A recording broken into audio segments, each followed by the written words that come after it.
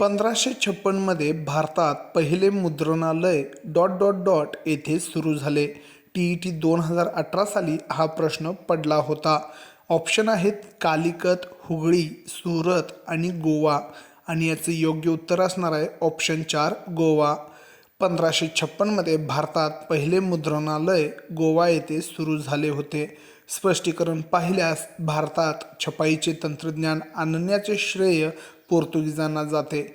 जेसुईट धर्मगुरूंनी धर्मप्रसारासाठी आणि शैक्षणिक कामासाठी गोव्यातील सेंट पॉल कॉलेजमध्ये हे पहिले मुद्रणालय सुरू केले होते. या छापखान्यातून 1557 मध्ये डॉक्ट्रिना क्रिस्टा हे पहिले पुस्तक छापले गेले. इतर शहरांचं महत्त्व पाहिल्यास सुरत हे मुघल काळातील मोठे व्यापारी केंद्र होते, परंतु तेथे पहिले मुद्रणालय सुरू झाले नाही. हुगळी हे बंगालमधील ठिकाण पोर्तुगीज आणि नंतर ब्रिटिशांच्या व्यापारासाठी महत्त्वाचे होते.